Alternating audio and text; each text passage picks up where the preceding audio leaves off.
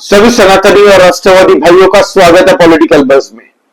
दोस्तों, आज हम बात करेंगे बंगाल में अभी हाल ही में जो हिंसा हुई है उसको लेके ममता बनर्जी की सरकार ने कुछ रिपोर्ट सौंपी है हाईकोर्ट को।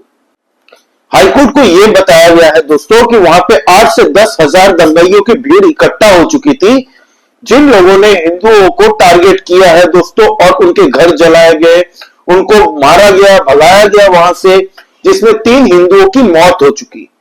दोस्तों, इस रिपोर्ट के अंदर यह भी बताया गया कि कुछ पत्थरबाजों ने पुलिस प्रशासन पे भी पत्थरबाजी की है, जिससे कई पुलिस वाले बुरी तरह से घायल हुए हैं और पुलिस वालों से हथियारें छीनने की भी कई जगह से रिपोर्ट आई है। साथ ही साथ में कुछ जगह पे दंगाइयों के हाथ में दोस्तों हथियार भी दिखे गए हैं, ये उस रिपोर्ट में बताया गया है। अब दोस्तों, हाई कोर्ट के 2 जजों की बेंच थी, जस्टिस सौमेन सेन और जस्टिस राजा बासु चौधरी जी। इन लोगों ने कुछ टिप्पणी की है, कुछ जजमेंट दी है दोस्तों इस रिपोर्ट को लेकर। कहा है कि किसी भी तरीके की इंस्टिगेशन नहीं होनी चाहिए, बयानबाजी ज्यादा नहीं होनी चाहिए किसी भी पॉलिटिकल पार्टियों की तरफ से, इसको उकसाया ना जाए। अब फिर उन्होंने कहा है कि सेंट्रल गवर्नमेंट की तरफ से जो फोर्सेस, सेंट्रल फोर्सेस उतारी गई है इन दंगा शासित इलाकों में, वहां पे दोस्तों सेंट्रल फोर्सेस बरकरार रहेगी। साथ ही साथ में वहां पे 3 सदस्यों की कमेटी तैयार होगी दोस्तों, जिन लोगों ने, जो हिंदू पलायन करके वहां से गए हैं, उन लोगों का पुनर्वास करवाएगी और साथ ही साथ में पूरे इलाके में शांति बहाल करने की निगरानी करेगी। आपको पता है ये दंगे शासित जहां जहां दंगे हुए, मुर्शिदाबाद, मालदा और अलग अलग जगहों पे, वहां पे दोस्तों एनसीडब्ल्यू और एनएचआरसी की टीम पहुंच चुकी है। आपको मैं जो वीडियो दिखाऊंगा ना, आपकी आंखों से पानी निकल जाएंगे, रोना आ जाएगा आपको उनका दर्द देख के कि किस तरीके से हिंदुओं को टारगेट किया गया है। आपको पता है दंगाइयों ने जानबूझ के हिंदुओं को टारगेट किया और उनके घर के बाहर में मार्किंग कर ली थी, जो एरिया में हिंदू और मुसलमान दोनों के घर थे। जलाए गए, तोड़े गए सिर्फ हिंदुओं के घर दोस्तों, लूटे गए सिर्फ हिंदुओं के घर। उनके घर के बाहर में प्रॉपर मार्किंग की गई थी कि ये हिंदू का घर है, ताकि वो लोग, दंगाई लोग आए तब पहचान कर ले। अब मैं आपको वीडियो दिखाता हूं दोस्तों, जहां पे एनसीडब्ल्यू की मेंबर्स वहां पे गए हैं और किस तरीके से वहां के लोग उनसे मिल रहे हैं। आप ये वीडियो देखिए।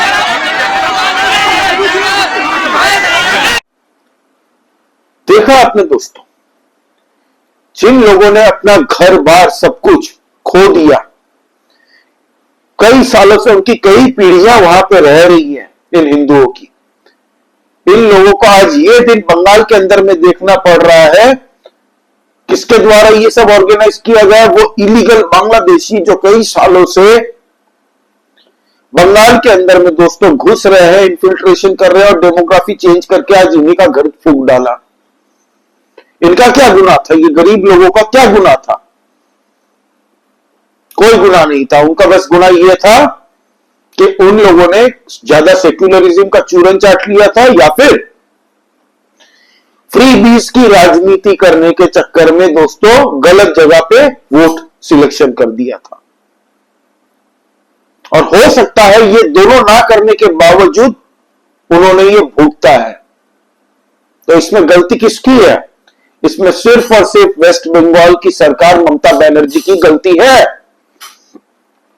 अपने वोट बैंक की खातिर आज तक बंगाल के अंदर में दोस्तों दूसरे किसी भी रिलीजन को सेकंड क्लास सिटीजन की तरह ट्रीट किया गया।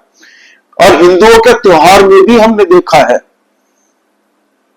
दुर्गा पूजा के वक्त में भी कई बार हाई कोर्ट में जाना पड़ा है हिंदुओं को। होली के वक्त जाना पड़ता है हाई कोर्ट परमिशन लेने के लिए। शोभा यात्रा निकालने के लिए हिंदुओं को जाना पड़ता है हाई कोर्ट परमिशन लेने के लिए। इस बार भी दंगा फसाद हुआ ना, बीजेपी के मिनिस्टर्स लोग, दंगा शासित लोगों जो लोग हैं दोस्तों, जो दंगा से पलायन कर रहे थे, जिनके घर फूंक दिए गए, उन लोगों से मिलने गए थे सुकंदा मजूमदार जो यूनियन मिनिस्टर है, बीजेपी के प्रेसिडेंट है। और दूसरी तरफ ममता बनर्जी जी क्या कर रही थी? नेताजी इंडोर स्टेडियम में मुस्लिम कम्युनिटी को बिठा के भाषणबाजी कर रही थी और वहां पे मुस्लिम कम्युनिटी को बैठा के रिक्वेस्ट कर रही है कि आप लोग एक्साइटेड मत होइएगा, थोड़ी शांति रखिए, थोड़ी शांति रखिए। इसका मतलब ममता बनर्जी जी खुद ही प्रूफ कर रही है कि इस दंगे में कौन मुलव्विस थे, कौन इन्वॉल्व था। और सबको पता है, आप शांति की कबूतर उड़ा रही थी ममता बनर्जी नेताजी इंडोर स्टेडियम में जब तक दंगा हो चुका था। कितने लोगों को अरेस्ट किया गया है अब तक इस दंगे को लेके, ये बताए ममता सरकार। ये जो बंगाल के अंदर में हिंसा हुई है दोस्तों, इसको लेके एसआईटी की टीम तैयार हो चुकी है, एसआईटी तैयार हो चुकी है पूरी इन्वेस्टिगेशन करने के लिए। हमारी नेशनल एजेंसीज भी इस पर लग चुकी है।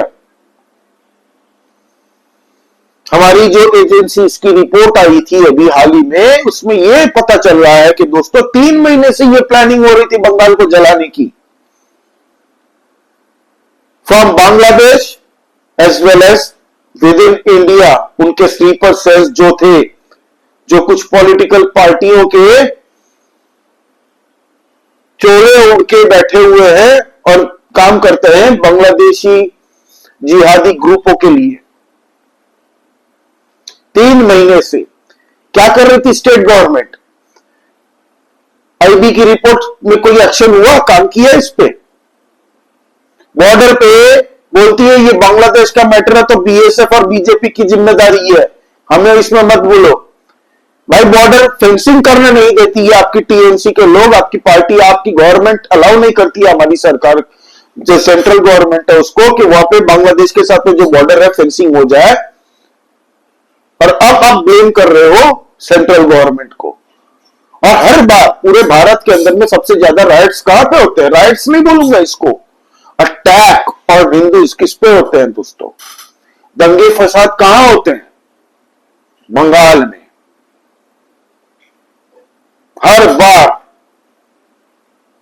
हर बार ब्लेम कराया जाता है किसको? बीजेपी को, जो कि सरकार में आज तक बंगाल में आई नहीं है। 30 साल से ज्यादा सीपीएम ने, लेफ्ट वालों ने चलाया और ममता बनर्जी जी चला रही है उसके बाद में, तब से।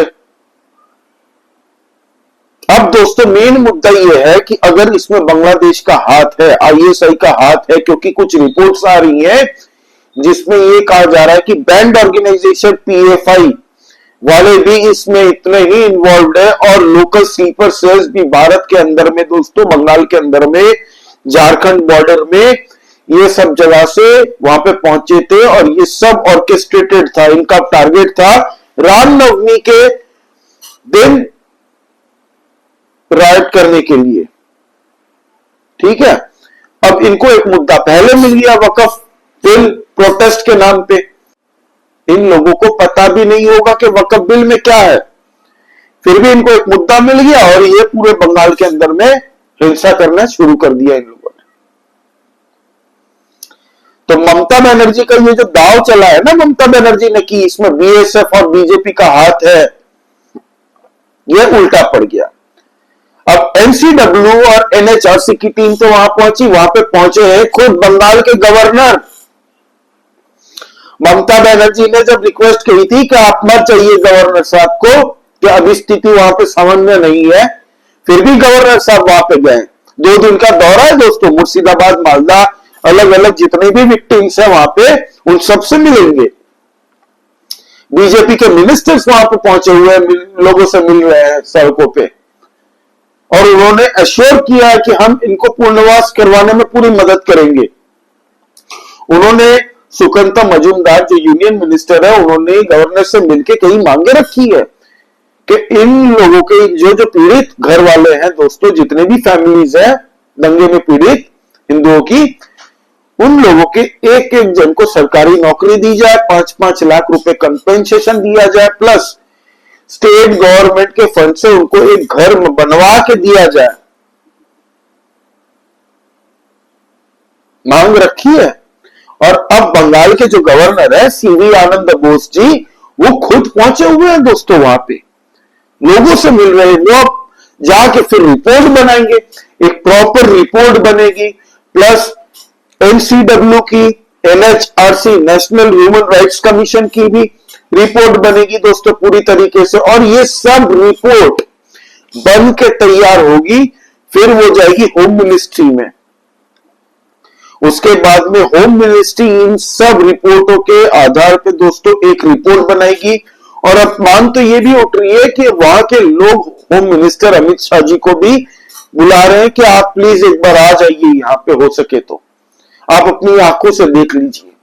लोग वहां पे बोल रहे हैं प्रेसिडेंट रूल लगाओ, इन जिन जिन लोगों ने हिंदुओं के ऊपर में हिंसा की है दोस्तों, उनको फांसी की सजा दो। ये लोग प्लाकार्ड लेके बेचारी वो गरीब महिला जिनके घर फूंक दिए दोस्तों, उनके घर के लोगों को मारा गया, और जब दंगाइयों ने ये धमकी दी थी कि तुम्हारे पति को हम मार देंगे अगर तुमने गलत संबंध नहीं बनाया, तो ये भी बातें आ रही है। सोचिए, वो महिला प्लाकार्ड लेके, दोस्तों आप ये वीडियो देखिए जहां पे ये महिला प्लाकार्ड लेके एनसीडब्ल्यू के सदस्यों से मिल रही है।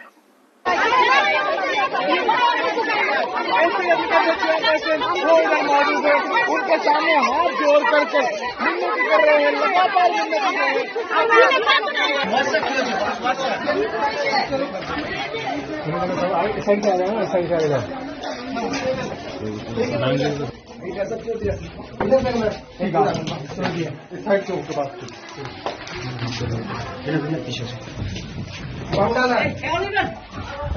बम डाला है पूरा पीछे करो, पीछे पीछे पीछे पीछे आगे खाली करो रोड, एक साइड में घरे रोड आगे खाली करो।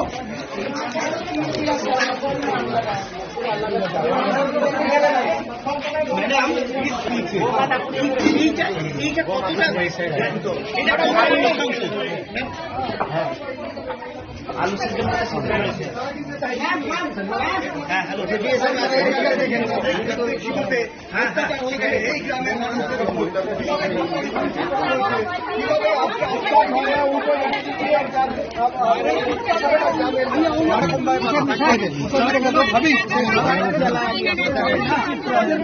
देखा है ना मैम, इधर भी देखो मैम,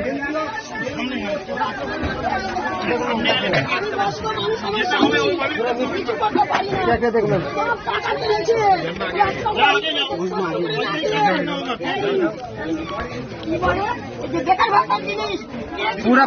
पूरा पैसा निकल के लेके गया मैम, पूरा पैसा लेके गया मैम।